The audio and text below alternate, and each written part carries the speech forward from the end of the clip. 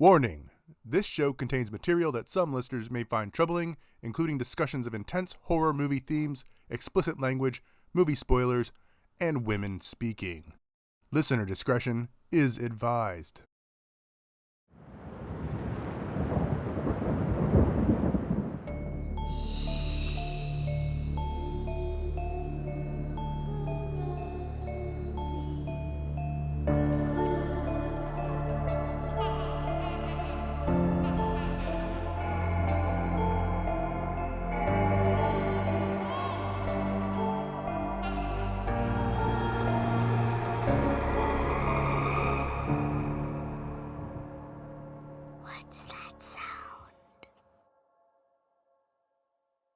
Hello, horror fans. I'm Charlie. And I'm Eleanor. And welcome to Horror Sandbox, the podcast where we dig around in horror films and see what we can unearth. That's right. Before we get started today, we've got two quick announcements. The first one, we have had several requests to start announcing the movie that we have planned for the next week so that people have time to watch the movie if they haven't seen it yet before the episode drops. So we had a meeting with the board members and decided to give the people what they want. So from now on, expect to hear next week's movie announced at the end of each episode, starting today. And second quick announcement, we launched our Patreon last week, so thank you to all the new patrons. And we have a poll up for patrons to vote on an upcoming space horror themed episode. So if you want to be a part of that, go to patreon.com/horrorsandbox and subscribe. $5 a month will get you access to that voting, as well as early access to our episodes every week with 0 ads. So with that said, Charlie, tell me how you're coping with the horrors this week.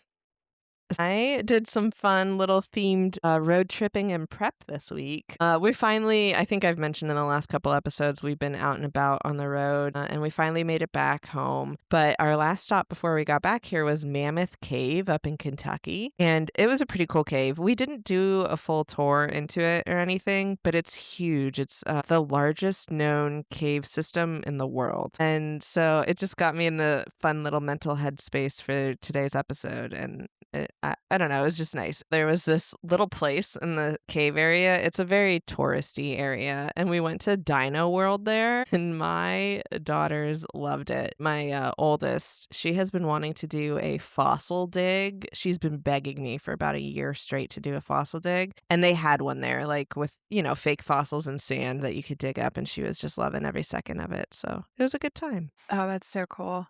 I think it's neat that you got a thematic little road trip attraction. That's cool. Yeah, it was fun. It was a good time. And how have you been coping this week? I went to Warp Tour, my first one ever. Woohoo! It was crazy. I loved it. I took a little trip to DC and I went to the DC Warp Tour and I saw Taking Back Sunday and I saw the Front Bottoms and Sleeping with Sirens and Hawthorne Heights. It was so cool. I didn't get to stay as long as I wanted to because my teenager was kind of over it at a certain time, but it was great. He and I helped, I think, 50 people crowd surf, and that might be an underestimation. I did not crowd surf. I have never crowd surfed, and I was like, today's not going to be my first time. I don't think so. But it was great watching Adam Lazzara from Taking Back Sunday doing his little dancey dance and swinging his mic. It was so cool. I was surprised that mosh pits were breaking out around me at the Front Bottoms to the point where we were getting body slammed as people made space for that mosh pit to happen. And I didn't hear him, but my son said in the middle of this, someone screamed, "This is the fucking Front Bottoms. Why are we moshing?" But it was incredible. I had so much fun and I would definitely do it again. I have the biggest smile on my face because I'm living so vicariously through you. I went to so many Warp Tours back in my heyday, and I was a crowd surfer. I loved it. I moshed, I surfed, I did it all. I would never do it now. It would probably break every bone in my body, but I'm so jealous. And I'm so glad you got to experience it because that was like my whole teenage years. I got to go do stuff like that all the time. It was the best. Ugh, I'm so jealous. It was cool. We had so much fun. I saw a bunch of videos after the fact that I related to, and it's like, elder millennials at the Warp Tour, and it's like pictures of them having fun or whatever. And then it cuts to them in bed, and it's like, for 2 months, she won't move. And I'm like, I feel that. Yes, so true. Did you get caught in any walls of death? Do you know? Did you see them at least? I saw them. Well, I saw videos of them later. Oh, okay, but you didn't get caught in the middle of one. No, I did get my arm stuck while I was trying to pass a human being forward. And I was like, oh no, I'm going to be the idiot that breaks my arm crowd surfing at the Warped Tour, except I'm not even crowd surfing. I'm just helping. Oh no, there's plenty of people. There's so many times I got kicked directly in the face by crowd surfers back in the day. Lots of bloody noses. I did get kicked in the face, but it did not leave a mark. There were Oh, also that's good. kids, like there were kids crowd surfing. Like I passed a few children up front, and I was like, I'm a cool mom and everything, but I don't think I would want my 8-year-old to crowd surf here. Maybe not 8. As soon as my daughter hits teens, though, she wants to crowd surf. She's going. Oh yeah, 100%. And the way, I don't know if it was this way for the ones that you went to, but they had people at the very front of the stage, like security folks looking for crowd surfers and then like instructing the crowd to help pass them to them. And then those folks would make sure they get down safely and return to the fun. So yes. I don't know. Yeah, that's exactly. I have been caught by many a security guard at the front of a stage. And then, yeah, they just catch you, set you down. And then it's cool because you're right at the front of the stage. So you get smushed and watch the rest of the concert up there. Yeah, it was awesome. Yeah. But yeah, that was my cope. So much fun. Love it. Love it. Well, okay. On that note, Eleanor, what are we digging into today? We are digging into The Descent from 2005. The IMDb movie summary is: a caving expedition goes horribly wrong when 6 explorers become trapped and ultimately pursued by a strange breed of predators. It was written and directed by Neil Marshall. It's starring Shauna McDonald, Natalie Mendoza, and Alex Reed. Now, we can't dig around in a horror sandbox without our trusty rusty tools. So, Charlie, what is your Bloody Shovel Award for The Descent? So this is a unique one, but I love it so much. Mine is the best artistic rendition of a vagina in a horror movie. I wonder how crowded that field is. Yeah, I think this one will probably take the cake. I will be shocked if we find another, but you never know. I'll talk about it at the very end, but it's really funny. Good. I can't wait. Yes. What is your bloody shovel for this movie? Mine was scariest movie that we've watched before the monster even gets introduced. I was uncomfortable the entire time. The claustrophobia, the darkness, the twist where we find out what cave they're actually in, like all of it was like, and that's before you even know there's a monster. That's what I love about this movie. I think if you just cut off this movie after the first half and don't even get to the monsters, it's still a brilliant movie. Just the claustrophobia is insane. It's so good. But on that note, let's get into it. So the movie opens on a scene with 3 women whitewater rafting. They are Sarah, Juno, and Beth. And while they're rafting, Sarah's husband and daughter are watching and cheering. Have you been whitewater rafting? I have, and it's actually a blast. Now, we did it with a guide, and we did it in low difficulty rapids, a little bit outside Pittsburgh, so it wasn't like some crazy river anywhere, but it was so much fun, and it was physically taxing, but not as crazy as I thought it would be, and I would do it again in a heartbeat. It was really cool. I would do it with a guide, for sure, but I've never done it. Man, we should go make a trip. We have to find a couple more people in a boat, though. Yeah. And a guide. Yeah. And I don't know what level these rapids are, but they look pretty up there. At the end of the rapids, everyone is happy, and one of them tosses another one off the raft in fun. And then we see a hint that there might be more going on between Sarah's husband, Paul, and Juno. That's kind of hinted out here. The other women pack up, and Sarah goes back to the hotel with her husband, Paul, and her daughter, whose name is Jessica. Then we cut to Paul driving while Sarah is talking with Jessica, about planning her birthday party with a friend of hers. Paul is looking very annoyed, and Sarah asks why he seems so distant. He is not paying attention to the road, and then he slams into an oncoming van that has these copper pipes on the roof, and the pipes fly into their car, and then they stab through the car right where he and the daughter are sitting. So it appears that they both got Final Destinationed, to the point that it looks like the pipes targeted them, like it had beef with them specifically. And then we pan out on the car, and we see shots of the daughter's birthday that will never happen as Jessica blows out candles. Yes, and I will say I love this movie, but I think this scene, it's a little much. It could have been. Now, there's a lot in this movie that's a little much once they're in the cave. I get it. It's fun. This isn't fun, nor is it Final Destination. I think the pole going through the dad's head could have been maybe not done. Yeah, yeah, it's very dramatic. It is. In the next scene, we see Sarah waking up, and it's clear that she's in a hospital. She panics and she starts ripping out wires and the fluid lines, doing kind of that movie trope that we've all seen. She wanders around the hospital calling for her daughter, and then we see the shot of the hall lights starting to go out in that classic horror movie way. And then she starts running. And then just as the darkness catches up with her, she runs into the arms of a friend. And while Sarah is screaming for her daughter, her friend Beth is there telling her that Jesse has died. And then we see Juno in the background sobbing. And then we get the movie title card. Fun little fact here about this scene. It was originally supposed to be shot where when she's running from the darkness in the hospital, you were supposed to see a crawler in the background chasing her, which makes no sense till we talk about it at the end. I'll explain why a crawler would have appeared here. Ooh, yes, Yeah. that would perplex me. Yeah, for sure. But I'll explain it later. Okay, and then we cut to 1 year later. And we have an overhead shot of a car driving down a windy, kind of a piney road. And this is Sarah and Beth. Beth is changing the radio stations, and they're all from like England and Scotland, right? So she has this European accent, and she said, it's all mud, blood, or beer or Jesus Christ. So she turns it off. And then they pass a bullet-ridden sign for Chattooga State Park. And then one of them says, well, that's frightening. And you know what? It's always fun to see our culture through the eyes of people who aren't steeped in it, right? It is funny. I will say, like, some of my favorite Reddit posts are the ones where it's like, okay, people who aren't in the U.S., what do you think the U.S. is like? And a lot of people, it's about the guns. They're like, I can't believe there's so many guns in America. But yeah, there's a lot. There's a lot that comes up. Or the classic, why do you eat like your healthcare is free? Oh my gosh, yes. Like our portions are huge and our food is disgusting and full of additives and so much sugar. Yeah. Mm-hmm.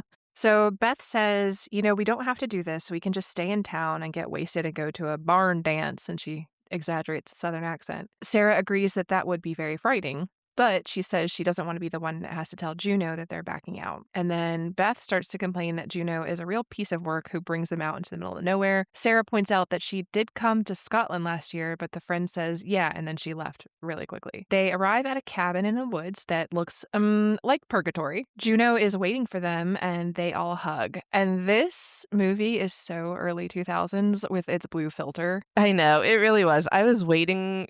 It's been a couple years since I watched this movie, and I was waiting for it to like lighten up and not be blue, and it just never happens. But it's very much The Ring, like this exact same color as the movie The Ring. Juno says that Becca and Sam are waiting for them. And as Sarah heads in, Juno asks Beth how Sarah's doing. And Beth says, well, she's here. And then she says, one step at a time. Sarah greets Becca and Sam inside, and then the other women join. Sarah tells Sam that the letter she sent meant a lot to her, and Sam says she wishes that she could have been there, but that she couldn't because of school. Juno mentions that Sam is going to be a doctor in a year or so. The women get some drinks, and Beth gets made fun of because she is the elderly friend because she is over 25, and they're roasting her for this. And this sounds ridiculous, but also one of my kids is kind of the older kid in his friend group.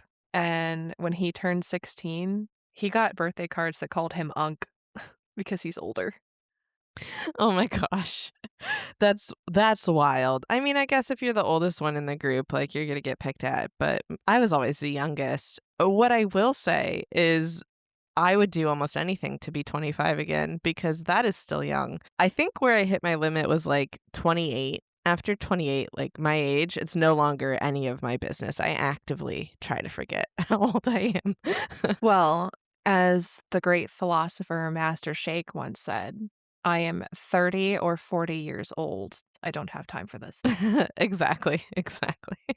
So after the roasting, Beth says, okay, can anyone make me feel any older? Just as Holly, who's kind of this like short-haired, punk-coated woman, enters the room. And Beth says, oh, here we go. Holly introduces herself and says, you must be the teacher, to Beth. And Holly is like a protege of Juno. And while they're talking about this, someone cracks a joke that Juno eats all of her young. Sarah says she has heard of Holly and refers to her as the mentalist who jumps off of buildings, which confused me. In Scotland, does mentalist mentalist mean something other than like people who try to do cold readings and mess with your mind? I had that same thought when they said that. I was like, is she David Blaine? Like, is she just this magician who's doing intense stunts out on the like road or whatever? But from what I can gather, it's basically the same as calling someone mental or insane. Yeah, that's funny. Because there was that TV show called The Mentalist, and it was somebody who just kind of like, I don't know. Like Sherlock Holmes stuff. Yeah, basically doing like cold readings and pretending to be psychic or whatever. Yeah. So I was like, what does that have to do with jumping off of a building? I am so confused. Apparently nothing. It just Yeah. means she's crazy. Yes. That's funny. So Holly says that she has a base jumper who lives in America now because she ran out of things to jump off of in Galway, which is pretty funny. They look at an old photo of Sarah and Juno and Beth on one of their adventures, and they're all laughing about how cringy it is, but they're like supposed to be cringing because it's old, but it literally looks like it was taken yesterday. Yeah, like the outfits aren't even that different time-wise. No, they like literally the clothes they're wearing now, they like switched around amongst themselves. They're like, haha, it was so long ago. Sarah says, love each day. That was something that Paul used to say. And then she says, cheers, and everybody clinks glasses to their adventure. Later, Holly and Sam are smoking some weed on the porch, and Sam asks about the caverns that they're going to, and we learn that they're called the Borum Caverns. And are these real caverns? No, so nothing from the state park's not real, the caverns aren't real, and funny note, this entire movie was actually filmed in the UK, even though it's taking place in North Carolina. Oh, they had to import their mud, blood, beer, and Jesus or whatever. Yeah, they had to shoot their own state park sign. Oh, that's funny. Holly says that it's a tourist trap and they might as well have handrails and gift shops. And Holly also says that when you're a caver or a diver or a jumper, you just do it. You don't give a shite, or the thing that's bigger than you will come and get you. Sam responds to this serious conversation by putting on some light up novelty glasses. Just then, Juno comes out and says, "You want adventure, Holly? When have I ever let you down?" And then the other two go back inside. Juno tells Holly that tomorrow's going to be awesome. She's making a promise, basically, and we can hear wolves howling in the background while she says this. Meanwhile, inside, the ladies are drinking and they're hanging out, and Sarah asks Sam if she's still with her boyfriend Josh, and she just kind of shrugs and says, sort of. And then suddenly Beth comes out of the room. She is in matching floral pajamas, and it causes everyone to shriek with laughter. And I have to remember that this is 2005 and that there was an expectation that women wore skimpy tanks and booty shorts everywhere, including bed. Because to me, this just looks like pajamas. They're fine. No, right? I agree completely because, I love a pajama set now. If my clothes are tight or not fully covering me when I sleep, I don't want them. I want a comfy pajama set. But I did read an interview where the director actually says he went out of his way to not sexualize the woman in this movie as much as he reasonably could. He said he does admit that the outfits were a little tight, but at least most of them covered most of their skin. I think Juno being the only one that's the exception to that rule. So I actually appreciated that. Yeah, I like that too. And also, if they're tight, they're about to go into a cave where, some of those passageways are narrow. So you would want your clothes not to be baggy because that can cause That's safety true. issues. So if Yeah, that doesn't, very true.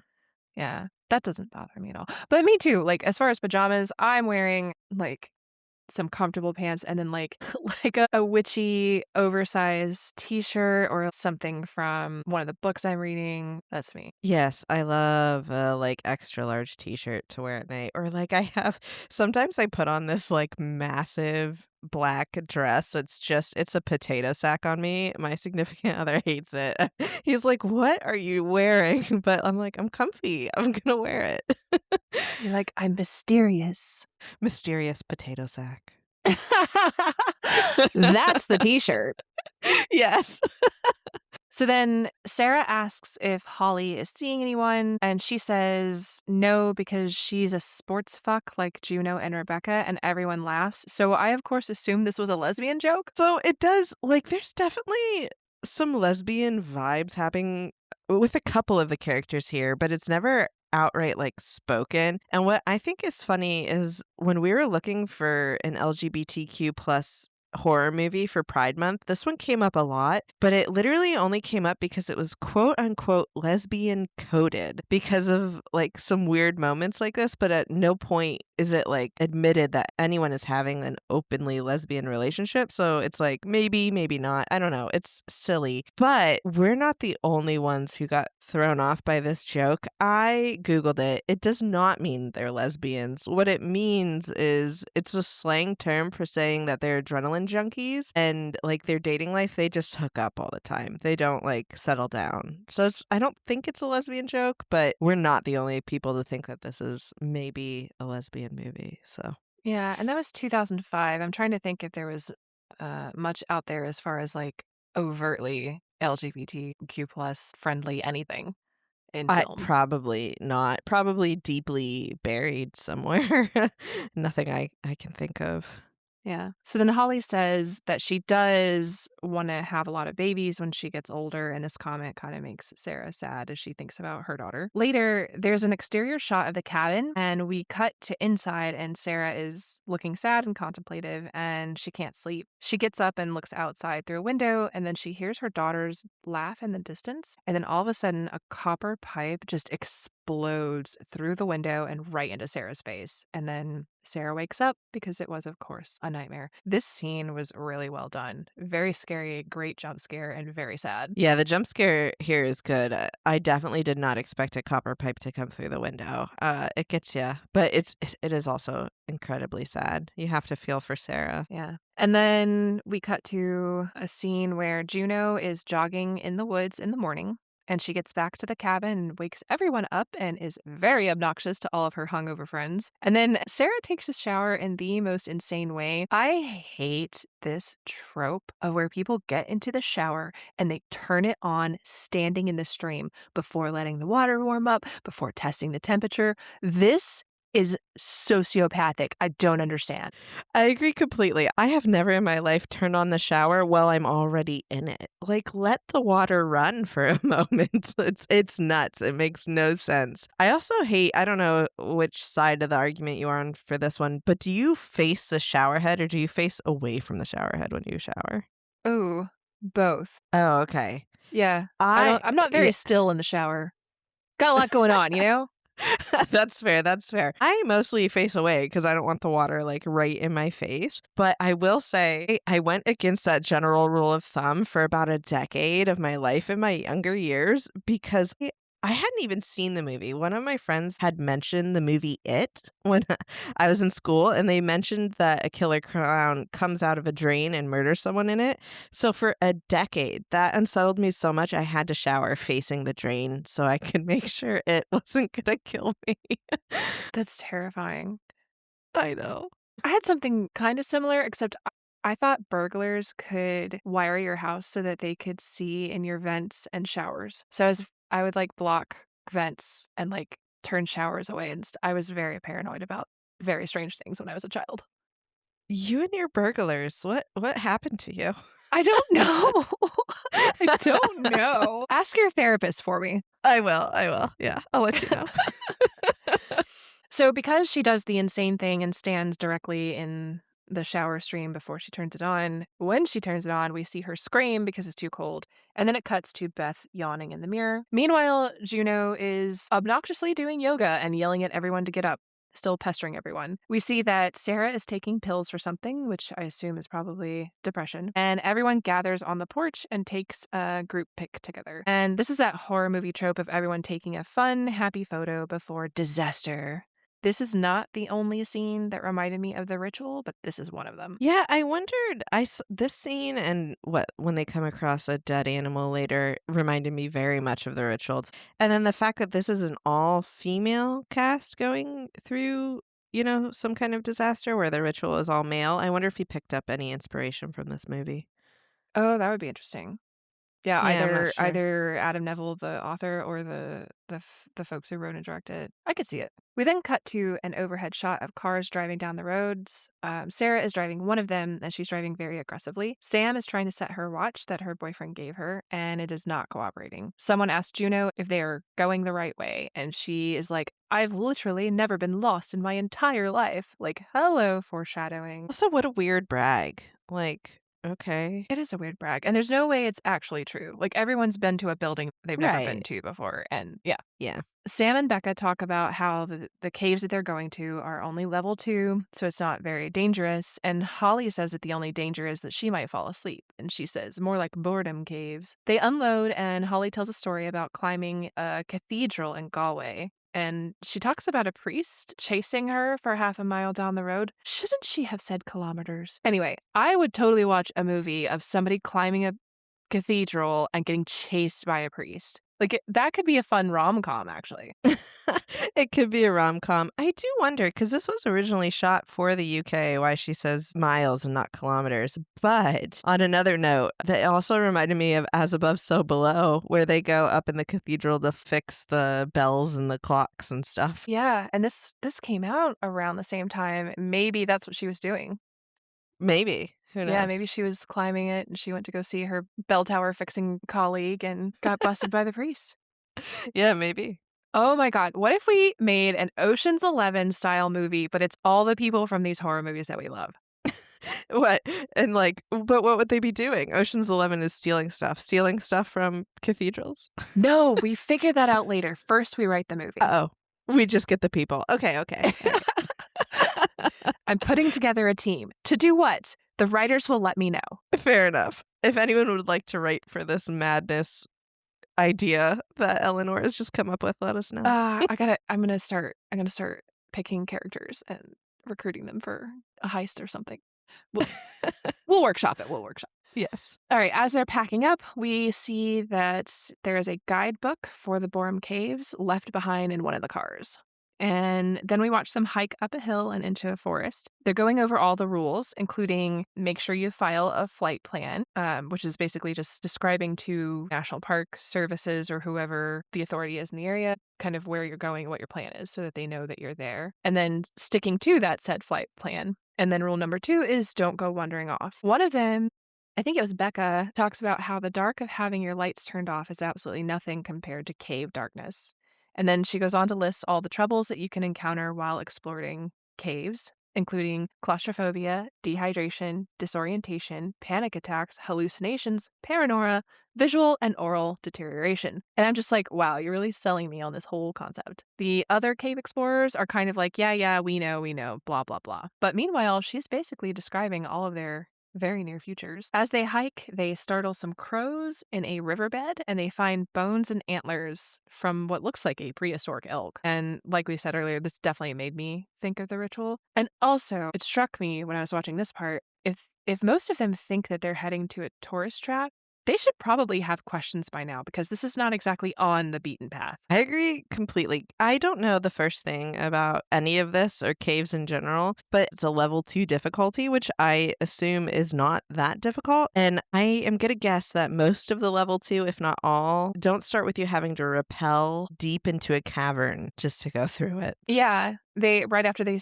scene, they come up on the cave entrance, and it's vertical, so they literally have to rig up a line to lower everyone in safely. So they probably should have had questions. Well, that and the fact that there's not a single other car or person around, because there's always people, even in the like crazy mountains in Colorado, there's always people on these same paths that are, you know, quote unquote tourist traps, even the difficult ones. So yeah, a lot of red flags here. Yeah, the spidey senses should have been tingling. So as they're staring at this hole in the ground that they have to go down to get into the cave, Beth says, "I'm an English teacher, not a Tomb Raider. Have you ever been to a cave like this?" Not like this where it's like a big hole in the ground, but where I grew up, we used to go to this place called Panama Caves when I was like a small child. And it was just these really cool rock formations and caves and stuff that you could climb. And it was the best. It was the coolest place ever. I loved it. I also, when I was in Greece, did this really amazing hike down the side of a mountain behind a monastery. And there was some really cool caves on the way down that mountainside that led down into the ocean. It was such a cool hike, probably the coolest hike ever. And there was some cool caves there. That is cool. And there was some cool like ancient cult stuff happening in there. Well, yeah, there was a current monastery that was up on top of the hill. And then as you climb down, there's the old one, the original one that was basically ancient, and it was carved into the mountain. It was really cool, and you could go in it and see it and stuff. It was neat. Oh, that is cool. Yeah. But what about you? Have you ever been to a cool cave? So I've done like a touristy one when I was in Colorado, but the one that watching this movie made me remember when I was stationed in Montana, I went with some of the guys that I worked with to this like middle of nowhere cave. I'm not 100% sure, but I think it was Lick Creek Cave, which is near Monarch, Montana. I remember having to crawl in places, and then there was a really big opening, but literally to get in there, it was a hole in the ground, like the size of a manhole. Somewhere I have a picture of me and those two guys standing outside of it, and it just looks like we're standing next to a hole in the ground. But we had just crawled out of a cave. And looking back, I cannot believe I did that. Holy shit. I can't believe you did that. How old were you? Like 10? I would have been between 19 and 21, I think. So, dumb.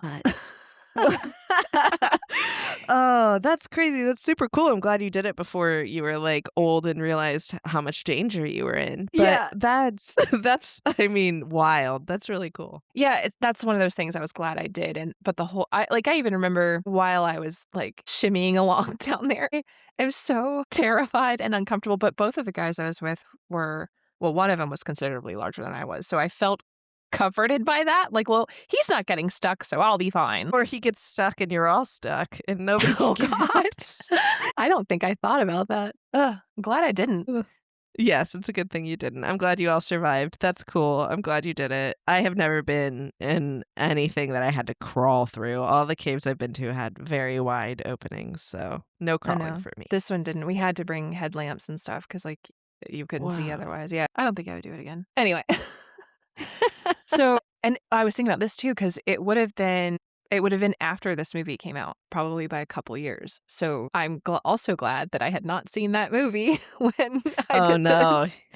Yeah, definitely not. So the women set up their equipment and then they help each other lower down one at a time. It's very high up. At one point, Holly slides down kind of unsafely and she almost hits someone and Juno yells at her. Sarah finds what looks like red claw marks in the stone. But she doesn't have much time to think about it because she gets startled by bats erupting from a crevice in the cave. And she does that hilarious thing where you panic in place. So she's just screaming and like flapping her arms and it's doing absolutely nothing because the bats are just flying around her. Not that I think I would do much better, but I also think I would have had enough presence of mind to at least duck. Yeah, I don't think I'd duck, but I certainly know I would run. Like, if a hornet or a bee gets near me, I sprint like immediately. So if it was a swarm of bats, I'd be out of there. I certainly wouldn't just be standing there. No, all I can think of is like rabies and whatever the next COVID is going to be. I was going to say one of my greatest fears of all times is rabies, so I would not do well. I actually have nightmares that I get bit by a bat and then I try to go to the doctor to get the rabies shot and things keep happening that cause me to not be able to make it to the doctors in time. It's the worst. Oh, that's terrifying. Yeah, I hate it. Yeah, it's one of the scariest diseases there are. Yeah, I mean, I can't imagine a scarier one, honestly. It's no thank you. Just shoot me in the head if I ever get it. No. Oh, actually, we'll talk about that later. Yes, we will. So they watch the bats leave, and Holly does the voice of Count from Sesame Street, and she goes, 1 bats, 2 bats, 50 bats, bahaha, which I chuckled. And now that they're in the cave, the only way out is down. So we get another fun little Dante's Inferno kind of reference, right? Yeah, some as above, so below vibes here. Mm-hmm. They go down another vertical shaft, and we see them crawling in a low tunnel on their hands and knees. Parts of the cave are dry and parts are dripping wet. They find a huge cavern and they light some flares to get a better sense of it. And as they're walking around, you can see someone moving in the background. And at first you think it's just one of them, but then it suddenly like does this little crouch thing in like a very reptilian way. So it makes it look inhuman. So if you're paying attention, I think it's the first time you see one of these things, but the rest of the cavers do not see it. Sarah, although she doesn't see anything, she thinks she can hear Jessica laughing in the distance, and she peers into a tunnel and decides that it must have just been the dripping water that she heard. Juno jumps down and scares her in the middle of this and says that it's time to eat. And then everyone eats while Holly films it with her camcorder. Sarah doesn't want to eat, and Juno seems worried about her. And then Juno apologizes for not staying longer after the accident that killed her family. Sarah decides to take a look around, and Beth tells her not to go too far. After Sarah walks away, Holly asks if Sarah has seen a ghost or something, and Beth calls after Sarah and tells her to try to find a way out. Sarah does find a passageway, and it's tiny. Becca says to Juno that based on the book, this cave doesn't look the same. And then Juno says, that's why I don't trust books. And I'm sorry, I love it when people brag about how stupid they are. If this movie was made today, Juno 100% would have asked ChatGPT what to do next. Yes, it's insane. Also, kind of the same as her being like, I've never been lost in my life. Like, it's just not something to brag about. And I don't read books. It's just nuts. People who brag about not reading books or using instructions or help, I'm like, why? It doesn't make you smarter. It just makes you reckless. It makes no sense. Yeah. And maybe this movie is lesbian coded, but Juno is definitely dude coded. She definitely has that male ego for sure. Mm-hmm. So Holly goes into the passage, and it's tight in some places, and she has to wiggle through some water in others. Suddenly they hear distant rumbling, and the ladies follow into the passageway, and Sarah goes last. She hears more giggling in the distance, but keeps going.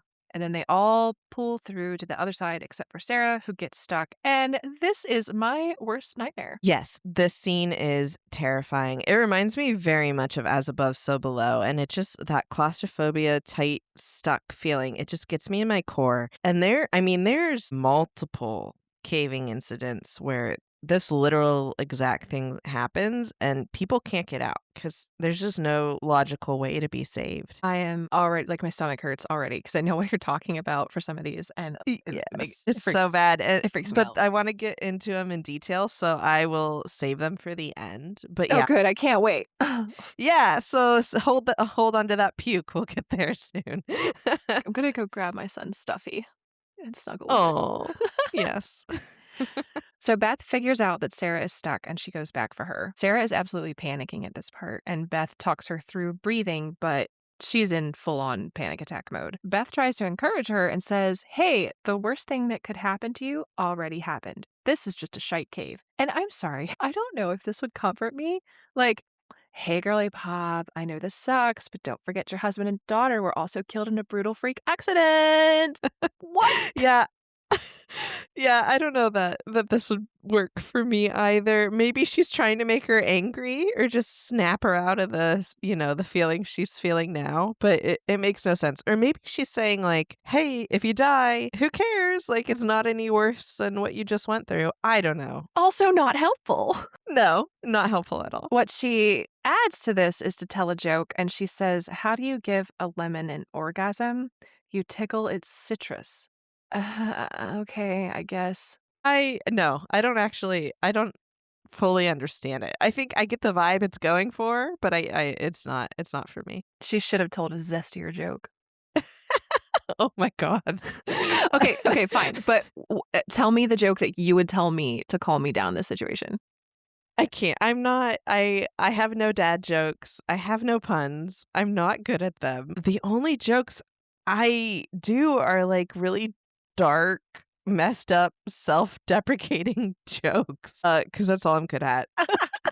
Well, I was going to say something along the same lines, which, first of all, we both know that our dark humor calls out to each other. But I think if it was you stuck, I would just start reminding you of one of the bosses that we had and the insane things that person put us through.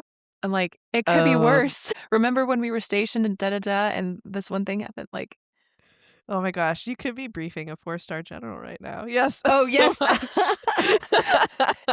Way worse than being stuck in a cave. You could be briefing a 4-star general and then getting yelled at by his 06 afterwards for a thing that wasn't your fault, but whatever.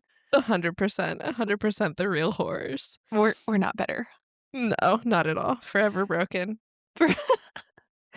Whatever Beth does finally gets Sarah free, but now the rope bag is stuck behind her. The rumbling gets a lot louder and some stones start to fall, and then Beth says, "Fuck the rope bag, we gotta move." So then they start wriggling out and the stones collapse behind them. As the dust clears, we see a vision of Jessica at her birthday again, and then Sarah wakes up from where she had fallen. But everyone is okay. Becca says there are 3 ways out of the cave and asks Juno where the book is so that she can check. Juno says she didn't bring it, and then Becca says, "I knew it. I knew this wasn't right." Somebody else says that, well, they filed their flight plan with Mountain Rescue, and if they don't check in, then somebody's going to come to send help. But then Becca says, "Yeah, except I filed a flight plan for Borum Caves, and this isn't Borum Caves." And then Juno says, "Holly was right. Those caves were a tourist trap." Becca says, "This isn't caving. This is an ego trip." And then Juno says, "This is what we believe in. We've always said if there's no risk, then there's no point." And Juno says that the cave they are currently in is new and undiscovered,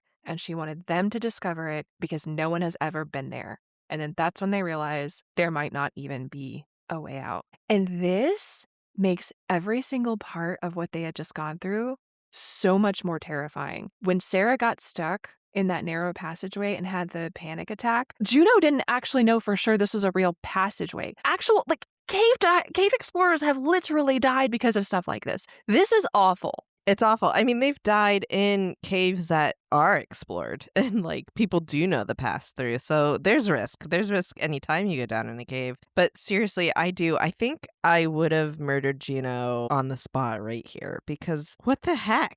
First off, if you want to do something like this, just tell me. Just tell me so I know. And then file the flight plan for this place. Why does it have to be a secret? It's wild. Yeah, the only way all of her actions make sense is if she actually wanted to die by suicide and take all of her friends with her. That's it. There's no other logical explanation for her to allow them to file a flight plan for a completely different cave, lie to them about where they're going, and spring it on them only after there's a cave in. What the hell? Agreed. Yeah, 100%. Her logic and rationale and meaning, everything she says why she did this never makes any sense to me at any point in this entire. Like I said, male-coded. Yes, very much. So while everybody's fighting, Sarah hears noises in the distance and she shines her light around. And Beth is screaming at Juno, "We trusted you. This was supposed to be good for Sarah." And then she starts bringing up the accident. And then Juno says very meaningfully, "We all lost something in that accident." And she says it in a way that makes it seem like she was definitely having an affair with Paul. As Sarah shines her light, she goes by what looks like a human hand sticking out of a crevice. But when she shines her light back, it's gone. And I will admit, I had to watch this 3 times before I saw it. It's very subtle. I don't think I ever even saw it. It is incredibly subtle. Plus, this movie is hard to see because it is so dark. But yeah, it's cool that you caught the hand there. I didn't see it. Yeah, it's very dark. She's looking up at all these the normal cave formations like the stalactites and stalagmites or whatever. And she passes her light. I think she might pass her light over it a couple times, but one of the times when she goes back, it's a shape that had been there is now gone. So you don't see it move. You just see there was a shape there and it's not there anymore. But it's very well done. As you're explaining this, reminds me of the scene from The Ritual too, the first time we see the monster in The Ritual. Because you don't see the hand on the tree in The Ritual until the monster moves. So yeah. Mm-hmm. Yeah, it's good. So because they have to keep moving, that's what they do. We watch them clearing some debris from another passage, and then Sam almost falls down a sheer drop. They can't even see the bottom, it's so deep. They take a rock and drop it, and it takes a really long time to fall. They have to cross this area by using ropes and cams and rigging something to let everybody else cross. Becca crosses first, and she uses tension devices to secure the rope and get herself across. I don't know if I could trust these things. And I guess to describe it a little bit in detail, they're basically a tool that you use to, a metal clamp kind of a thing that you wedge into a crevice in a rock. And then from that, you hook up your ropes and your carabiners and stuff so that you can get across. I don't know if I could trust these things. And the visuals of her just dangling over the drop and supporting herself and hanging these cams, it's, like I said, claustrophobia and heights. I don't like those things. And this is both of those things at the same time. Oh, it is. It is the two things at the exact same time for you. It's true. I mean, first off, this would never be an issue for me because I will never find myself in this situation unless the world is actively ending, in which case I'm probably already dead. So I don't know that I'd ever find myself in a situation where I have to trust these things. But also, it's like it's the only hope they have because they can't go backwards. So if she doesn't do this, they just sit on the edge and die of starvation and dehydration and madness. So I guess you just have to pick. Which one's worse, falling or starving? Well, like I said before, I'm an Act 1 horror movie casualty. I have accepted that about myself. Me too. Me too. So she finds, as she's wedging these tools in, she finds an older, like iron cave climbing tool that's wedged into the rock, and she hooks onto that, and she seems to know exactly what it is and what it means. She makes it across, and then the rest of the cavers start crossing as well. And they are hooking into their harnesses, and they're hooking onto lines using carabiners and like sliding across. And this, yeah, I would simply die. I'm sorry, I can't do this. You would have to knock me unconscious, and someone would have to drag me across because I don't think I could physically do it. Yeah, I have that feeling about a lot of things. I think this one, if someone already set it up, I could convince myself to go across, but I know that feeling you're talking about where it's like you would have to drug me or knock me out because there's no other way I'm doing it. Yeah, or just like push me out there. God, yuck. Sarah and Juno find themselves alone for a moment as everyone else has crossed. And Sarah asks if this entire thing was actually about her or if it was about Juno. And Juno says, "It's about us. I wanted us to name this place and claim it." And again, it's just so refreshing to see a woman with a dangerous male ego. I know. It's insane. Like I said, nothing she decides to do in this movie makes any sense to me ever. Sarah does manage the cross, and Juno decides to unhook everything behind her because she says they're going to need everything that they've got. So now she doesn't have the other safety line, and she's collecting everything behind her as she starts to go across this chasm and rely on the tools and the gear that's been placed before her as she collects it behind her. And I think this is the scariest part of the movie. I'm sorry I keep harping on this, but oh my God. It is. For me, the scariest part of the movie is the teeny tiny tunnel that they have to crawl through. That would get me. That would be the thing you'd have to knock me out to get me to go through that little teeny tiny tunnel. I think I could do this. I certainly don't have the upper body strength to hang there and take all those carabiners out, though. No, thank you. But yeah, definitely scary. Meanwhile, Holly is filming this entire nightmare for the lawsuit later, I guess. I don't know. And then suddenly the rope drops and Juno goes flying. Beth tries to hold onto the rope, but it burns her hands and it slices them open. Juno is still attached to the one line, so she manages to climb up the side with the help of the others. The older iron cave equipment that they found, they say it's over 100 years old, and then Juno thinks that means that the people who put it before them didn't get out because no one has named or, I guess, claimed the cave. So this does not bode well for our adventurers. They continue on, and Holly finds cave paintings of herd animals. Beth tells Juno to light a flare, and then the paintings kind of come to life. And there's a picture of the mountain with the cave, and it has two entrances. So now they have a little bit of hope. But from the shadows, something is watching, and it looks like it drools. What is it? Oatmeal? It's so thick. It is chunky. It's pretty gnarly. I don't know why. I don't know why they chose that design for the drool. It's disgusting. But they don't see it, so they don't know that it's coming. Juno uses a lighter to find a draft in a passage to see which one to take. And when she finds it, Holly rushes in and goes way ahead despite the warnings from Juno. She thinks she sees daylight, but she ends up slipping and falling down a hole. Juno tries to save her, but she loses her grip and Holly falls to the bottom. So now she has a compound fracture of her lower left leg. Everyone goes down to help her, and they move her out of the dripping water and start to splint her leg with its bone protruding from it. Yeah, it's pretty gnarly. But I will say, I find Holly's character incredibly annoying. Like, I get what they were going for with the adrenaline junkie thing, but I don't know. It's like, it's over the top to have her sprint through this unknown cave just because she sees daylight. Like, if you're a true adrenaline junkie, you know what's safe and you know what's not and you know what's reasonable. And I don't think in this situation she would be actually doing that. Yeah, exactly. There's a big difference between an adrenaline junkie and just a reckless and unsafe person. So yeah, I also think she's pretty annoying. Yeah, she bothers me a lot. While this is going on, Sarah can hear the giggling again, and she kind of wanders away from the group. She finds an old metal helmet or something like that. And then Sam, meanwhile, sets the bone and splints it and wraps it. But bizarrely, she does all of this, does the setting and the splinting and wrapping, and then she asks for the medical kit. Like, okay, these steps are out of order. It's true. It's not like she's gonna bleed to death right away. Like, get the medical kit, get it cleaned, then splint it. But at the same time, I'm also not a doctor, so who knows?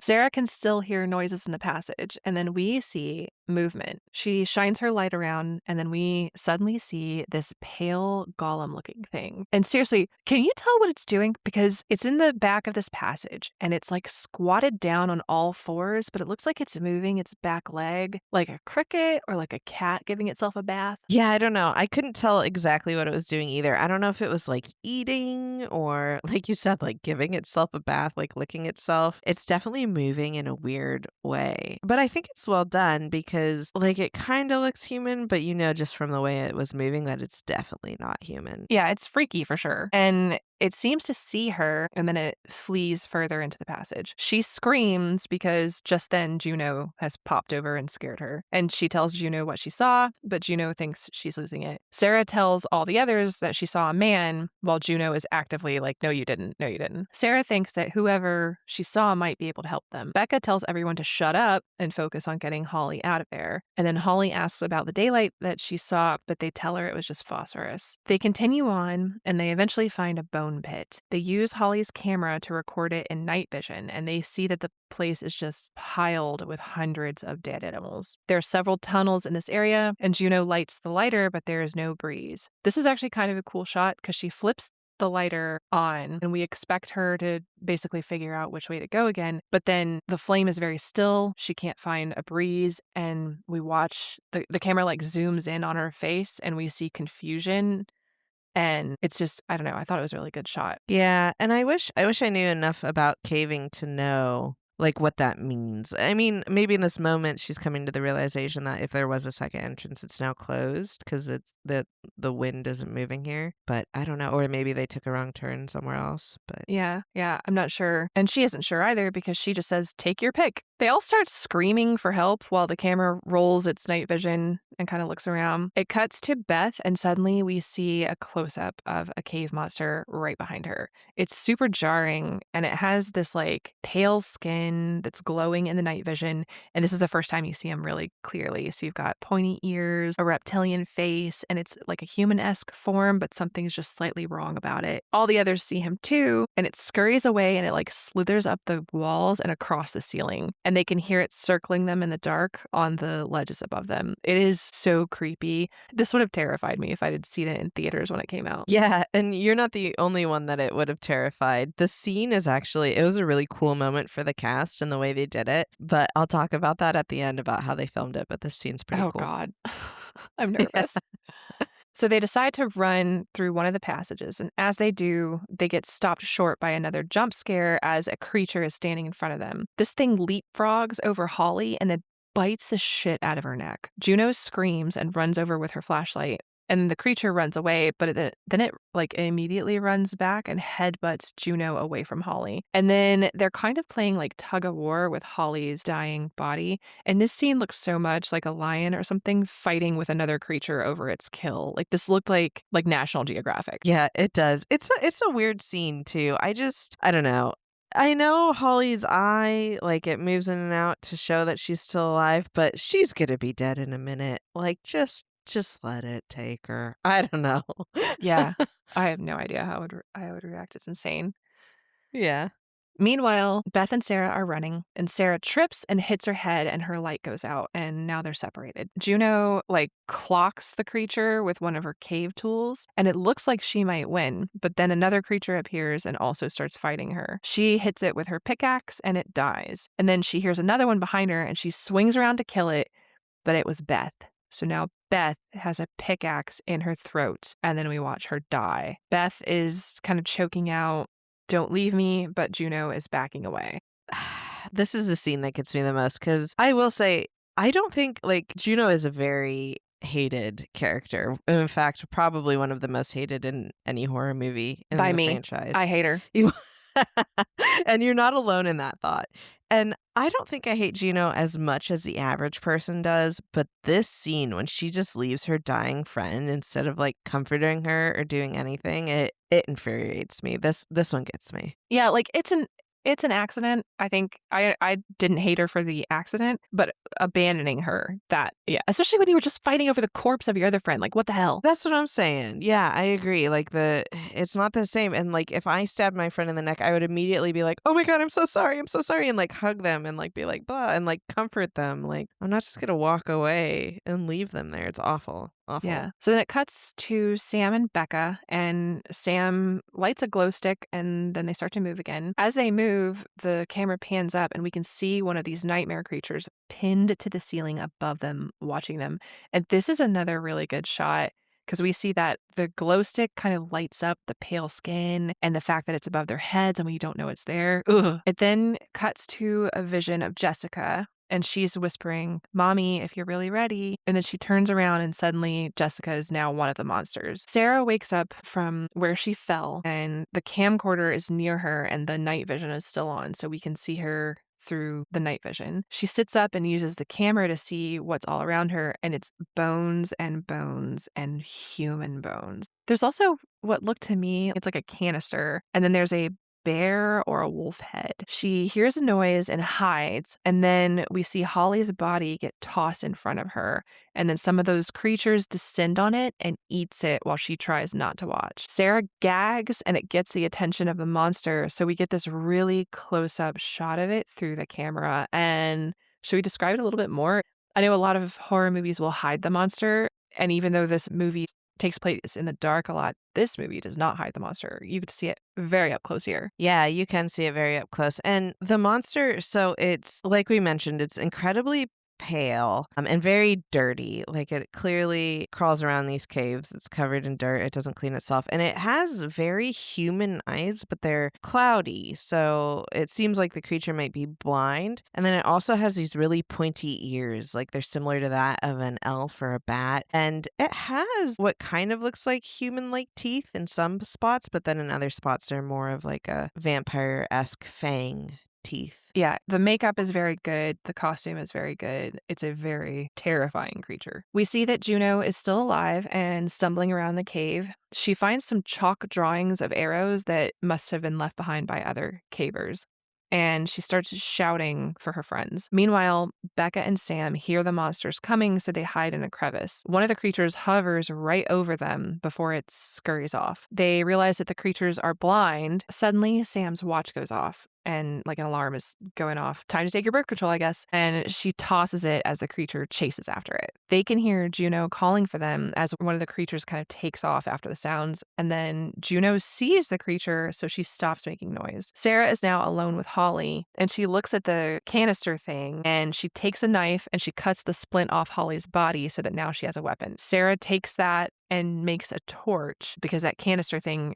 was a fuel container. And so now she has a flaming torch, and she can see that she is in a bone pit. And then she starts to leave. Meanwhile, Becca has attached a glow stick to her weapon, which I thought was really smart. And they go around a corner, and a creature just like swings down like he's on the monkey bars from above them. Becca fights it off, and then Juno appears and kills the shit out of it by stabbing it with her pickaxe and then twisting the neck. It's incredibly violent. Juno tells them that the creatures took Holly and that Beth is dead. And Juno asks Sam, like, what exactly are these creatures? And Sam says it looks human. And Juno says, Sam, tell us what exactly we're fighting. And I will say, I like that the women in this movie, they're portrayed as strong. Like they put up a solid fight against these feral animal people things in this cave, and they kill a few of them instead of just like, it could have gone a very different direction where we just see them like getting dragged one by one into the darkness with no fight or knowledge or doing anything smart to combat them. But they do a really good job of trying to survive, so I appreciate that. And that Sam's smart, and they are like, okay, well, they can't see, so just don't make noise and things like that. Yeah, they do put up a really tough fight. So Sam looks at the creature's body, and she determines that they are probably blind and they must use sound to hunt, kind of like a bat. They think that they can find their way out by finding where the creatures are bringing in their food, because they know that the skeletons that they found indicate that they are bringing food down from the surface. Juno says that she found markings on the cave walls that have arrows, and she thinks that the other cavers may have marked their way out. And then she says that she won't leave without Sarah. Sarah, meanwhile, has found Beth in the body piles. She calls out for Sarah, and Sarah says she's going to go find Juno, but Beth says no, Juno's the one that did this to her, don't trust Juno. And then she hands Sarah the necklace that she had apparently snatched off of Juno in the struggle, and Beth says it's from Paul. And that's when Sarah realizes that they'd been having an affair. Sarah can hear the creatures coming. Beth asks her to kill her so that she doesn't get eaten alive by the monsters. And Sarah doesn't want to do this at first, but then she says, close your eyes. And then she strikes her in the head with a pickaxe. And Charlie, I would never do this to you. Scooch over. I'm just going to lay down and die with you. I mean, I don't know. I want to think, gosh, I don't know if I would want to think this, but I think I would kill you if you asked in Aw. this scenario. Yeah, because it seems a little selfish not to, but I would never just leave you there like Juno did after stabbing her or anything else. I mean, I would at least have laid down next to you after I killed you and died with you. We're never getting ourselves in this situation, so we won't have to worry about it. We'll never be here. No. But Sarah doesn't have time for grief because she gets attacked by like a little baby monster. It like spider monkeys onto her back. She flings it off of her and then she stomps it to death like immediately. And then we watch as we see the first female creature come into the space, and then she gets upset because her cave baby is dead. And quick question, these are reptilian creatures. Why does this female monster have tits? Do they breastfeed? Are they mammals? Why wasn't this part of Sam's briefing earlier? I mean, this should have been part of Sam's briefing. And I am going to talk about the monster design and what these crawlers are more later. But to give you a little sneak peek, they are mammals. They're cavemen. They're supposed to be cavemen who never left the caves and then evolved into these crawlers. Ugh. So that's why they have boobs, because they're just humans. Gross. Sarah runs away and she falls into our second corpse soup of the podcast. It's a really gross pool of water and blood and filth. She tries to slip quietly out of the pool, but the creature chases her. She scrambles out and grabs an antler and stabs the thing in its eye. Somehow her torch has survived, but then another creature comes around the corner, and Sarah, it's a really cool shot because you watch her realize that the creature is coming before you realize it. So she like melts herself into a stone and holds really still. The creature comes around the corner, climbs over her, even drools on her with its like oatmeal drool. And then after it passes, she sneaks up behind it and then she kills it by smashing its head with a huge bone. I will say, I remember the first time I watched this movie, and I think it got to this part, like our 10th monster kill. And I just remember thinking to myself, like, what is actively happening? Like, who is who? Where are we? Like, who is with who? How are we in this cave? What did this movie turn into? What happened over the last 30 minutes? Like, it's just wild how much this movie changes from these women being lost in a cave to this brutal monster battle in a bloody pit of goop. It's just wild. Quite the descent, you might say. Quite the descent. So we cut back to Juno, Sam, and Becca. Juno wants to keep looking for Sarah, but the others think she's already dead and want to give up and leave her. Suddenly, there are like 7 of these creatures, and they all start chasing after Juno. Sam finds another sheer drop, so another place they would have to cross because the path continues after like a long, steep drop. And she starts putting in the cams to cross it. Juno and Becca catch up to her right as this creature has slithered up on the ceiling, and it also finds Sam, and it reaches down and slashes her throat. But before she dies, Sam stabs it with her knife and it falls into the water below. And now she is dangling there, also dead. Yeah, this scene was a bummer for me because I think Sam was my favorite character in this movie. Like, she's quirky, but she's smart. She's going to be a doctor. She's tough, but she's kind. And it was sad to see her go, but I'm glad she got a badass send off. So, R.I.P. Sam. Yeah, I liked her too. She was cool. From behind Becca, a creature appears and grabs her leg. She falls, and there's this really awful scene where her nails are breaking off as the creature drags her away. And I hate this part. This kind of thing with the nails, it gets me every single time. Yeah, nails, anything with nails are always gnarly. Definitely a close your eyes moment. The creature starts to eviscerate her immediately. Juno grabs the bag and runs away, and she jumps off of that sheer drop into the water. We see her find the creature that Sam had stabbed, but it isn't dead. It lunges underwater at her, and Juno grabs the knife that is sticking out of it and finishes the job. She then surfaces alone, and then she uses the pickaxe to scale a stone wall. She almost falls, but then Sarah appears out of a crevice and saves her. She is, at this point, almost completely unrecognizable. She's been through like a physical transformation with, being disheveled and covered in guts and gore, but she also has like a different vibe about her entirely. Yeah, I think this transformation of Sarah is really cool. And it's funny, I read an interview with the director and someone asked how he was able to achieve this. And he goes, well, dunking her in a pool of blood was helpful. And I just thought that was funny. That is funny. So Sarah asks about Becca and Beth, and Juno says she saw them die. They can both still see Sam dangling, still dead, above them. Sarah says, come on, and they keep going. They find some more chalk arrows and keep following them. And then suddenly, 3 creatures are sitting still like statues, blocking their path. Then one slowly starts to approach and then kind of does like a blitz attack. And then this is one of the most insane and gory fight scenes I have ever seen. There are pickaxes being swung. There are skulls being crashed into stones. There's a very disgusting and very well done eye gouge when Sarah puts both of her thumbs knuckle deep into one of the monster's eyes. And Juno, at one point, shoves a flare into the mouth of one of them, and it is all insane.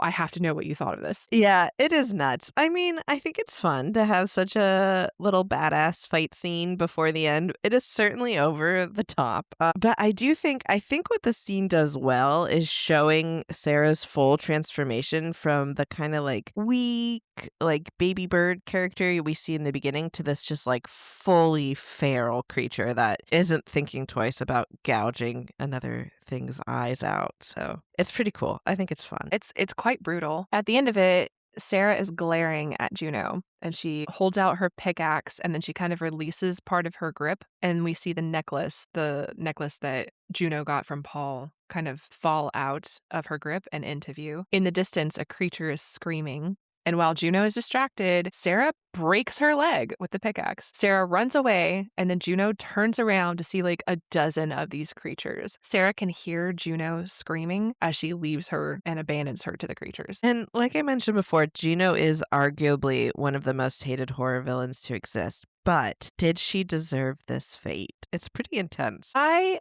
don't know. I feel like she just got all of her friends killed. So part of me doesn't care. The other part of me would also want the satisfaction of dragging her out to the surface and ruining her life forever. So, because she'll obviously go to jail and get sued into oblivion, and she'll have to live through all of that. And that might be a little more, it might feel more like justice than leaving her to feed the monsters, but I don't know. Yeah, I don't know. Because here's where my heart does soften a little bit for Juno. Like, she is portrayed as the strongest one in the group, and I think she could have gotten out by herself had she just run ahead and done it and left all of her friends behind. But she specifically was like, I'm not leaving here without Sarah, and goes back and finds her. So for that to then be the reason she dies, I don't know. I don't hate her. I don't think she deserved this. But I also agree that the fate of getting out probably would be worse than the fate of getting eaten. But who knows? Yeah, I liked that she went back for Sarah, but I think she also had a lot of guilt about everything that happened to Sarah, and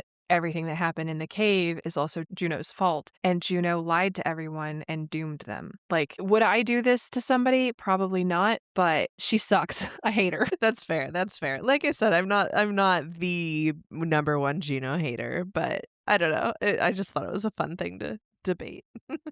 I will hate her enough for both of us. Don't worry. Perfect. So we watch as Sarah falls into yet another bone pit, but this time she can see real daylight. She climbs Mount Bonemore and gets out of the cave, and then we see this very cool exterior shot where she like punches out of the ground and emerges. She sucks in a huge breath of freedom, and then we see her run through the forest until she finds her car. She takes off down the road and then drives like a bat out of hell. She stops on the side of the road and then a Final Destination log truck passes her. She vomits out the side of the car, and then when she sits back up, we get one last jump scare, this time from the ghost of Juno. And then Sarah screams, and it's the end of the movie. So we dug into the plot. I think it's time we dig a little deeper. What have you unearthed for us, Charlie, in this monstrous cave of horrors? Okay, so first, we have to start with the alternate ending of this movie, or should I say the extended ending of this movie. So the movie ended for us here because we watched the US version of it. But in the UK version, there's an additional minute or so for the audience. And in that additional minute in the UK version, directly after the jump scare with Juno, Sarah wakes back up in the cave, but this time there's no light from the outside and there's no bones around her. And she looks up and she sees her daughter sitting there with the birthday cake in front of her. And then Sarah looks at her daughter, and then we get the shot of the camera panning away, and she's still in the cave, and the birthday cake is actually her torch. And then it zooms away, and while it does that, we hear the creatures growling. So, Eleanor, I have to ask you, which ending do you like more, and which one do you think is more bleak? Oof. I think they're both incredibly bleak. I think the UK ending, where Sarah is still in the cave, is probably bleaker because she killed Juno or injured Juno in such a way that she will die and left her for the monsters. And now she's stuck down there too. I don't know. I wanted Sarah to get out. I wanted all of them to get out. So I don't know. I think the Yeah. UK one is bleaker. Why were there two different endings? Like, why is there a different US and a different UK one?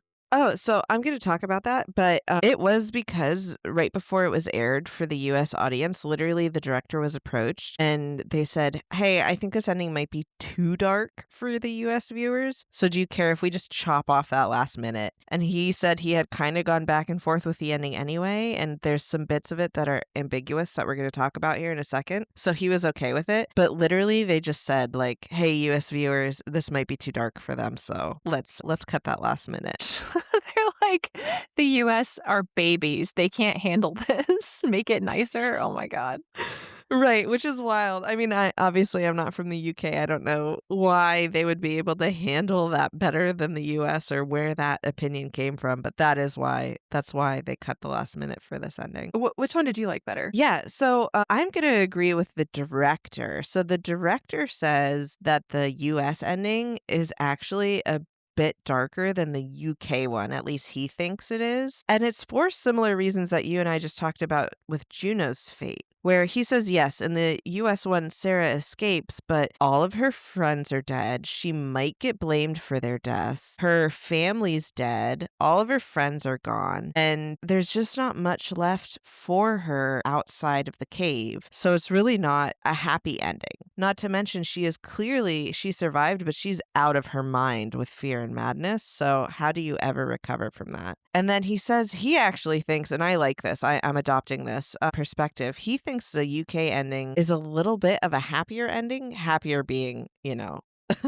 not the correct term for this. Yeah, But incredibly relative. right, incredibly relative. But he says he stole the idea for the UK ending directly from the movie Brazil, where at the end of that movie, somebody finds happiness in going completely insane as opposed to facing the grim reality in front of them. And he says he robbed that wholesale, and he says, quote, "She loses her mind, but she finds her daughter. That brings her a degree of happiness, which she's not going to get if she escapes from the cave." So she does have at least, like, her madness has pushed her to a moment where she is slightly happy, and at least with her daughter where she's going to die. Yeah, and that's part of what was giving me pause earlier, because like the other ending, she's gonna die down there too, but she's already lost everything. So if she just, I don't know, has cracked in such a way that she thinks she's with her daughter, that's a better way to go. Yeah. Yeah. And we'll talk about it more, but the director said that this movie, it literally is called The Descent, or it is The Descent because it's following Sarah's descent into madness. So regardless of if she got out or not, she was going insane. I mean, how could you not? Right, exactly. After all that death and awfulness. But I will say, speaking about a descent into madness, one thing that stuck to me about the UK ending that I thought was interesting and I wanted to figure out why they did it. When she wakes up that second time after hallucinating her escape, there's no bones around her. And I was like, well, why would there be no bones? And the more I thought about that, the more I questioned, is it because the crawlers were all in her head. Was she the one? Oh, God. Was she the one that went mad and murdered all of her friends? Which is why you were saying there might have been a crawler in that beginning scene. Exactly. She was the monster the whole time. That is one of the interpretations of this movie. That is why the director almost put a crawler in the hospital scene, but then decided not to, because the crawlers weren't real. It was all in her head, which I think that's the best ending. And I'm sad they didn't lean into that more because it's nuts. This is my ending. This is what I choose. No, she descends into madness brought on by extreme grief, and then maybe she just snapped down there. Because maybe Juno did set them all up, and that just causes her to snap. Yeah, exactly. And it's like she's stuck down there. I mean, this whole thing could have happened at any point in her hallucination. And she's known for hallucinating. Like she does it with her daughter and the cake multiple times. And she's on medication. We don't know exactly what it's for. We could assume depression, but maybe it is hallucinations. So And without her meds, Yeah, who and knows? in the hospital too, she was hallucinating because she was running through an empty abandoned hallway and the lights were shutting off. But then when she runs into her friend, it's clear that the hallways are full and it's a bright, busy hospital. So Exactly. Yeah. And so I will say, like, for anyone who's like, oh, you're making this up, there's no way. I needed to know. Like, I needed to know if I was just making this up, if this was another Final Destination, me going down a rabbit hole, or if this was legit. Well, first of all, your Final Destination typhoon thing is legit. We decided that.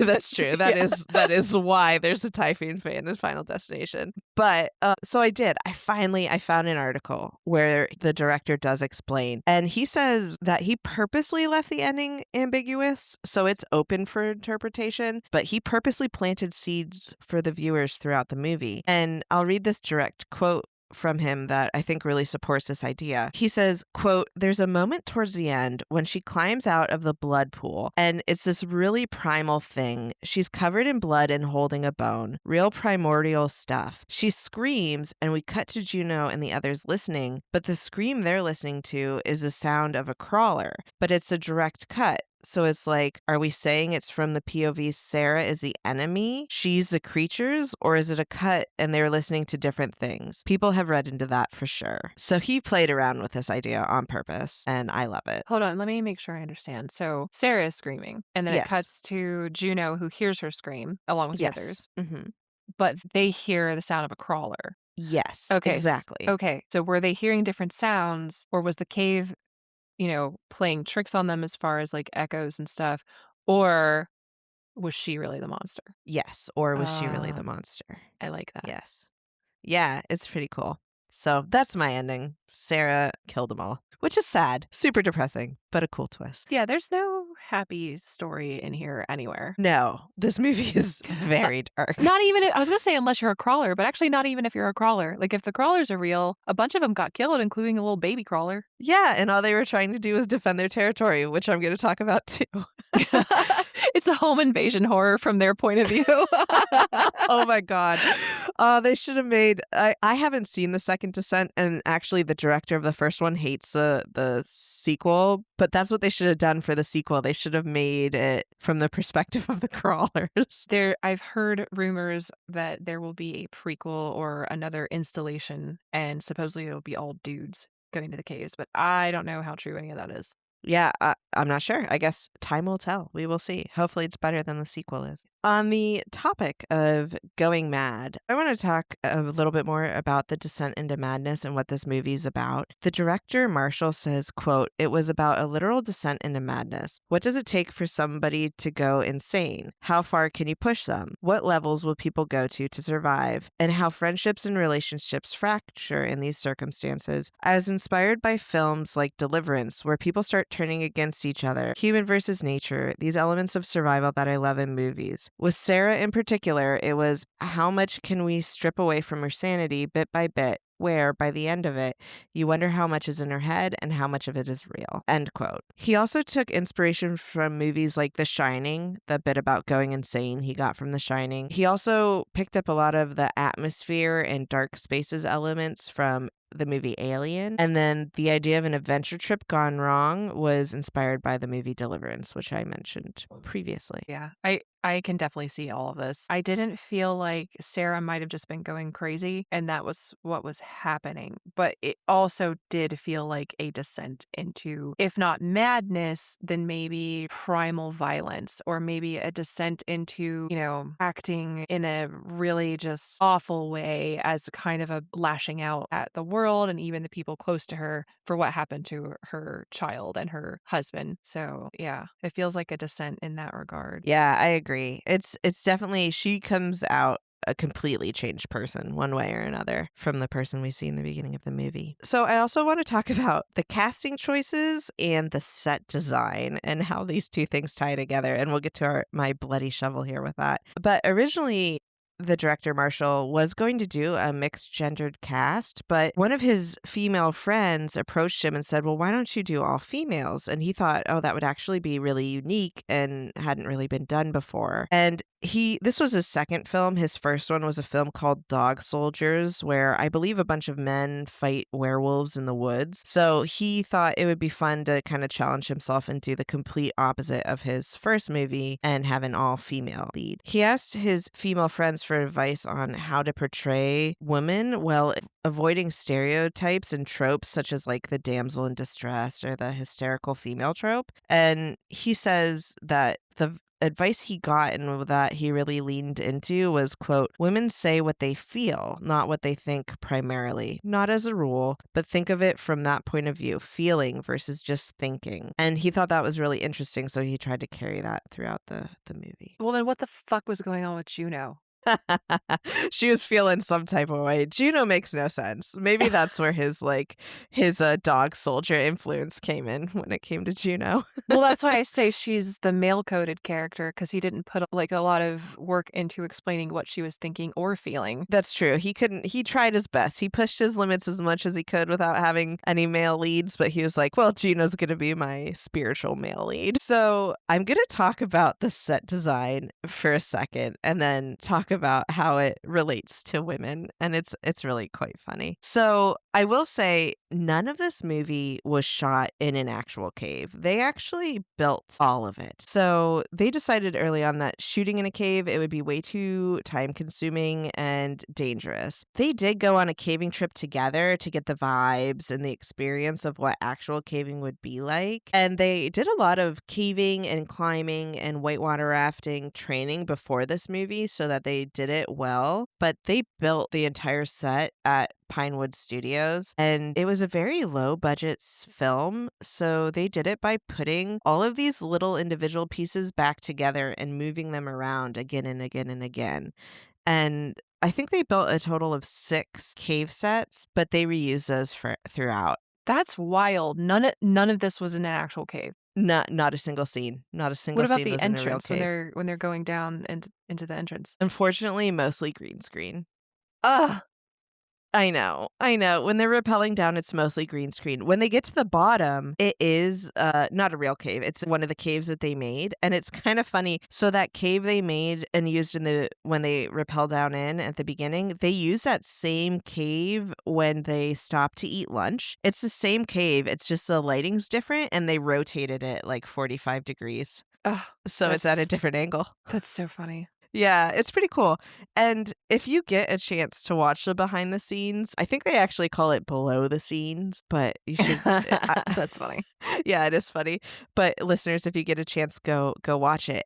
And go watch it specifically for this one scene that I'm about to describe to you. So there's this hilarious bit in the behind the scenes where it starts with one of the cast members. I'm not sure who, but she's recording and she walks up to the director, Marshall, and she says, I just want to ask you, what do you think about the specifications of the vagina? I mean, cave. And everyone starts laughing. And Marshall, he responds and he's laughing and he's embarrassed. And he goes, I think it's a lovely tight crack. And then... It's so funny. So it cuts to the set designer, Simon Bowles, walking towards one of the caves that he's designed. And you just see this. And Eleanor, if you could please scroll down in our notes. I am looking at a rock vagina. It is it is literally, there's no other way to describe it besides a rock vagina. It's I even got died. It's got a rock clitoris. It does. It has a clitoris. It has to be intentional. Oh my God. This is why Juno couldn't find her way out. She's the male coded character. Yes, She couldn't find the clit. She couldn't find the clit. Oh my God. Oh my man. God, that lighter's not gonna help you, baby. It's not. It's not. It's so funny. I was dying, and I'm gonna post this picture to our socials. But it's just so funny, and the behind the scenes, it then goes to the cast just asking questions about crawling through the vagina and all of the quotes they have to say as they're crawling through the vagina. And then the set designer, literally, he's standing in front of it. And he goes, well, yeah, tomorrow they're bringing in the slime so we can lube up the vagina. and someone goes, you can't be serious. And he goes, no, we really are. The picture, too, I assume this is one of the set designers. We see him gazing into this work of art, and he just looks like in total awe. Yes, it's so funny. He leaned into this completely. I don't know if he did it intentionally. He's the one who designed the vagina, or if he just loves that it accidentally came out that way. But you could tell he likes this. He likes this cave piece a lot. And as they're making fun of it, the director's there, and he starts getting really embarrassed and defensive. And he goes, I come up with these great ideas, and sometimes just people read into what they want to read into it. And one of the women begins to make fun of him and goes, well, there's really a lot to read into here, isn't there? And then it cuts back to him, and he goes, sometimes a cigar is just a cigar. And it was cracking me up. Oh, what is that a quote from? That's a quote from something. Oh, it's a quote often attributed to Sigmund Freud, but no one actually knows for sure where it comes from. But it means, what does it mean? It just means that not everything is a complex, overanalyzed, hidden situation with a symbolic meaning, even though I disagree. Everything is. When I Google it, Google Yeah. tries to autocomplete, and it says sometimes a cigar is just a cigar, and sometimes it's a big throbbing. No. Yes, I'm going to screenshot this right now. Oh my God, this is wild. Should we cut this and put this on the unedited on the Patreon? No. I don't know. I'll see what it sounds like. we just keep it. I'm sending this screenshot to you right now. Our Google searches are very different because I did not get this. Oh, it cuts out. I thought you were leaving it out. I thought you weren't going to say sometimes it's just a big throbbing. I thought you were censoring yourself, but no, it literally just says sometimes it's a big throbbing. What if I click on it? Proceed with caution. It looks like it might be a reference to a George Carlin joke. Probably. That makes sense, Yeah. actually. It feels very George Carlin. That's funny. Okay. So it's George man. Carlin, or it's Sigmund Freud, or it's a big throbbing. Anyway, you were talking about vaginas? Yes, I was.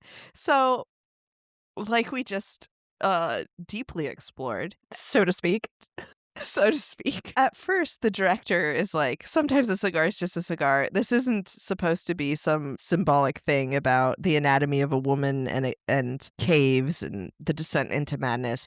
But I did find an article later where Marshall is interviewed, and it seems that he accepted his fate and the fact that he built a giant vagina cave. Because in this interview that I read, he says that his friend that helped him come up with the idea of the all-woman cast also said that the cave is representative of the female body, and each of the chambers is a different part. The stomach, the lungs, the menstrual chamber with the blood, and then there's little white guys crawling around inside the body. The journey through the cave is a journey through the female body. And he goes, I didn't intend it to be that way, but I was like, okay, you see that? This is interesting. How can we explore that? I'm sorry, but he is just trolling us at this point. He's like, you know what? Fine. It is a vagina cave. And also, it's got a menstrual chamber. That's not a thing, bro. That's true. There is no menstrual chamber. Maybe someone told him about menstrual cups and he learned that later. I don't know, but I feel like this is sarcastic. He's like, yeah, fine. All of the caves are different parts. We've got the stomach and the lungs and the menstrual chamber where all the blood is, and then there's little white guys crawling around inside. Okay, come on. Yes. He's both leaning into it and trolling us back. Like, fine, you want a vagina cave? I got your vagina cave right here. I will say the vibes that this director gives off, you're probably 1,000% correct. Like, he's like, you know what? You want to talk about the vagina cave? Fine, we'll talk about the vagina cave. I did it on purpose. But And to be clear, I don't hate that. no, neither do I. I think had it been intentionally done that way, there could have been some interesting things to explore, but it wasn't. Like, that wasn't the original intent of this movie. It's just something that people read into later. It's interesting. It's funny. But yeah, so that's my bloody shovel, the best artistic rendition of a vagina in a horror movie. That's wild. I love that. Yeah, I love this. This is hilarious. Yes. Right. So speaking of the little white men crawling inside of the woman's Yes. menstrual cavity, Yes, let's do that. let's talk about the crawlers. So, like I mentioned before, the crawlers were designed to be cavemen who, for whatever reason, never left the caves. So they stayed down there and they evolved. And the reason that the director chose to have women and children in this film is because he wanted to show that they're a little community down there and that this is their home. And had it just been male crawlers, that wouldn't make any sense because how would they have, evolved and lived this long without that? So that's why he includes the child and the woman in the movie. Marshall states that there was some inspiration for something slightly vampiric behind the crawlers, similar to that of Nosferatu. Some of the design of the crawlers is inspired by Nosferatu, which I think you can definitely see in the teeth and some of the prosthetics. Oh yeah, definitely in the teeth and also the ears, I think. And the skin. Yeah, for sure. And speaking of the ears, the reason they did the ears was because of that evolution. They're supposed to rely on their hearing, so the ears kind of developed to pick up all the hearing. And then the reason he didn't make them like more creature-like, actually at first they were designed to have these really like bulbous eyes, but they went back to having normal human eyes because he decided at the end, the more human they are, the scarier they are, because what's scarier than humans? And I do kind of agree with that. Oh, yeah, 100%. And also, I think anytime you get into that like uncanny valley part of a monster design, it's pretty chilling and effective. Yeah, Uncanny Valley it's very effective. I think it's one of the best scares you can do if you do it right. Another thing with the monster design, so they did full prosthetics and makeup for the people who played the crawlers every day. And so they showed up to work, and the first thing they had to do every day was shave their entire bodies. Yeah, I know. So of course the men hated it. And then but what the actors did say was doing that and getting in full makeup and full prosthetics every day allowed them to like feel animalistic and free their bodies and fully act like the monsters that they were portraying. Whereas had they just been in normal, clothes or whatever, they wouldn't have been able to get as into it. Yeah, I could definitely see that because like when you take on that aesthetic and you don't recognize yourself anymore, I can see where that would be weirdly freeing to kind of really get into the role. Yeah, and it seems like they had a lot of fun playing them as well. Speaking of having fun playing the monsters, the crew was super secretive about the monster reveals to the cast. So none of the actresses were able to see the monsters until the scene in the movie where we see them for the first time. So when they hold up that camcorder and you said, had you been in theaters, that would have scared you and you would have freaked out. That was also the first time that the actresses saw the monsters in real life. Yeah. That's good. Yeah, it was good. And they said that tension, that suspense, it really did affect the cast. So they were so nervous for this scene and so worked up that they were actually supposed to stay still for a second once the crawler revealed itself, but they all immediately screamed and ran away. And that's amazing.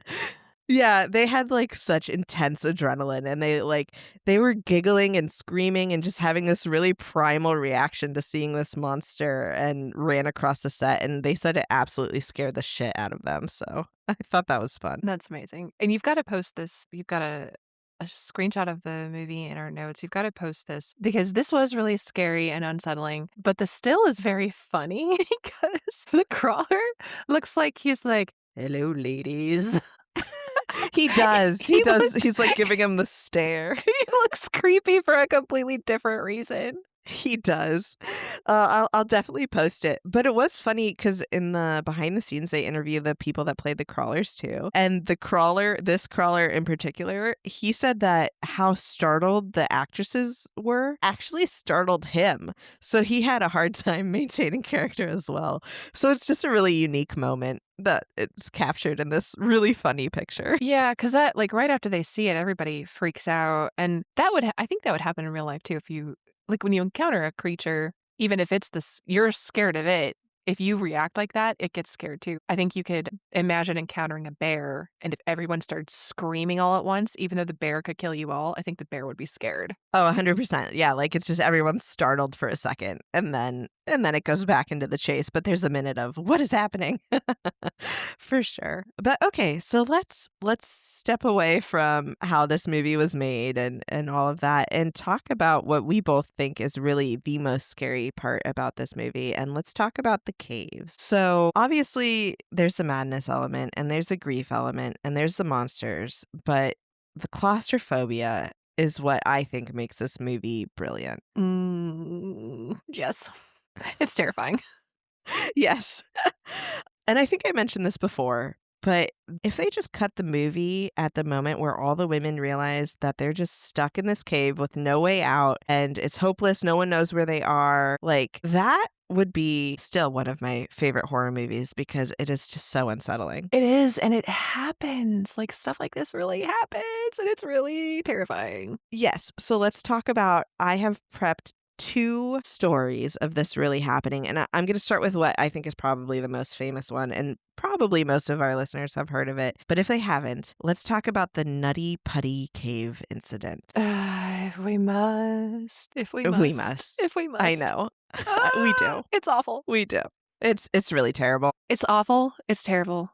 Now tell me everything. Here we go. On November 24th, 2009, a 26-year-old man named John Edwards Jones became stuck in a narrow crevice while exploring a cave. And after 27 hours of being stuck in that cave, Jones was pronounced dead. What happened was him and a group of his family and friends went through a cave that is actually it was a well-known cave that a lot of people, it wasn't like a situation where it was an unknown cave that no one had explored before. It was a well-mapped, well-researched cave, and they were in search of a specific tunnel called the birth canal. It was a tight passageway, but it was supposed to be a spot where at the very end it opens up and you could turn around and go back through it. So Jones accidentally entered an unmapped passageway near an area that was referred to as Ed's Push, and he thought he was in the birth canal. So he kept going down and down this really skinny passageway, thinking that eventually it would open up so it would turn around, but it never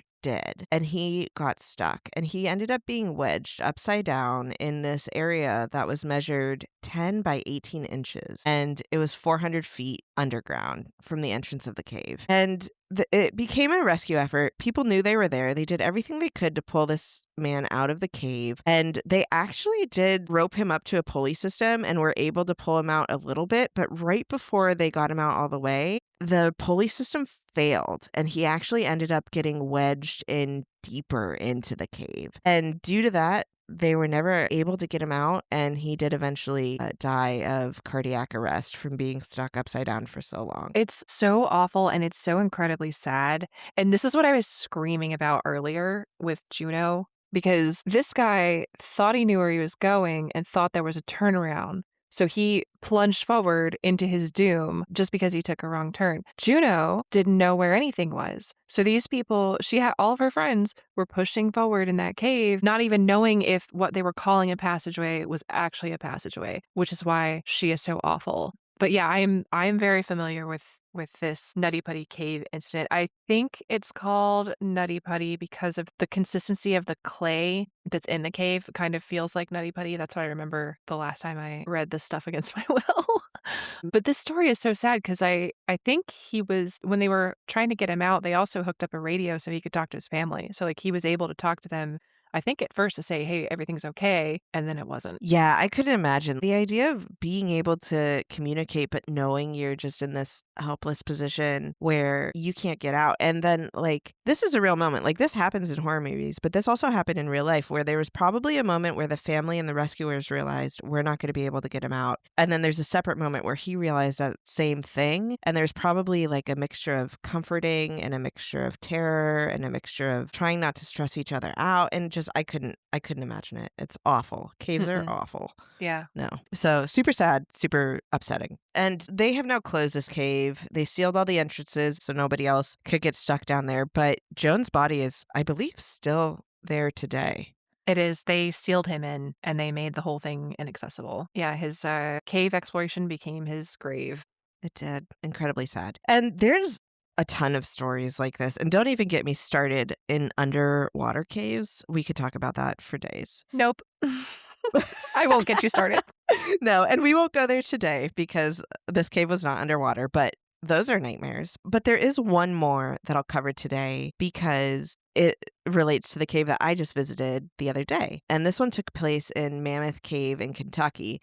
And I mentioned before, this one, it's the largest known cave system in the world. And it currently is known to have 426 miles of caves through it. So it's absolutely massive. That's huge. You could hide so many crawlers in there. You could. My significant other and I were debating about whether this would be a good or a bad place to spend the zombie apocalypse in. I voted bad. He voted good.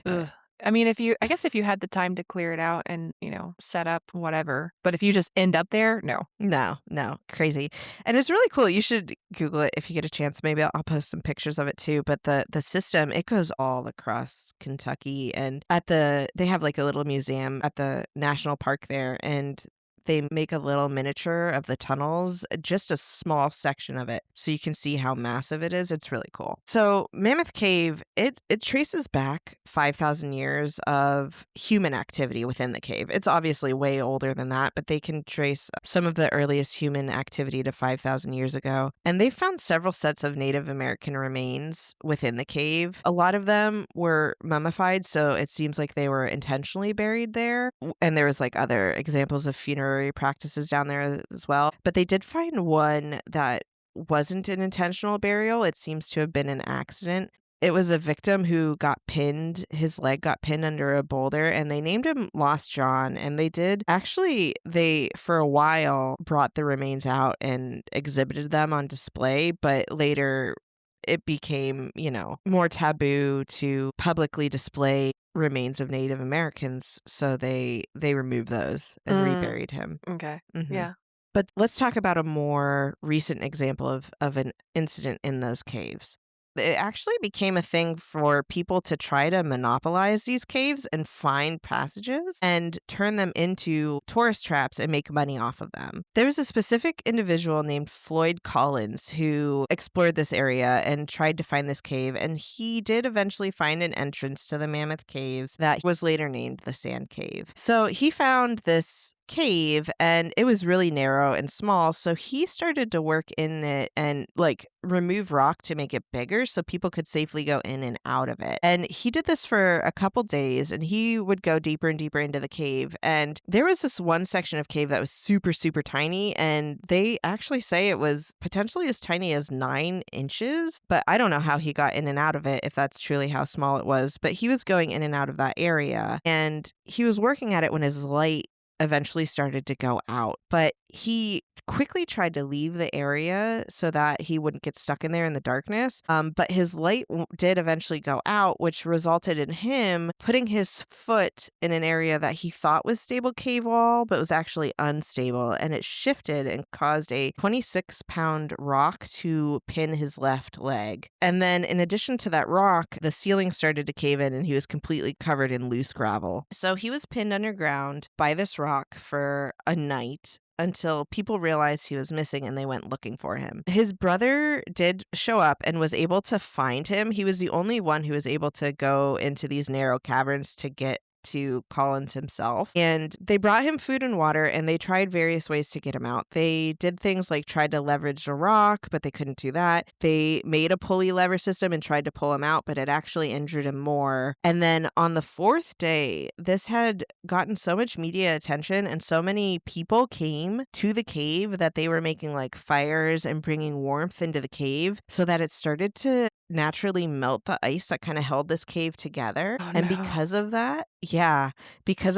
this man ended up, one, being partially submerged in a watery ice puddle, and two, it caused a second collapse. So they no longer could get to him directly and bring him food and water, and he was even more stuck than before. Oh, God. Yeah. So then they tried to dig around more to get to him again, and it just took way too long. And he was stuck there for a period of what I think was 14 days before they were able to get to him. And in the same way as the Nutty Putty Cave incident, they were able to give him a radio, but eventually after that second collapse, they lost communications with him, and they did eventually get down to him by drilling directly above him and then getting into a second entrance to the cave that way. But when they found him, he was deceased, and they had assumed he had been dead for anywhere from 3 to 5 days at that point. God, that's a horrible, horrible way to go, being pinned like that. And then to get like hope, like, oh, my brother found me and he's bringing me food. And then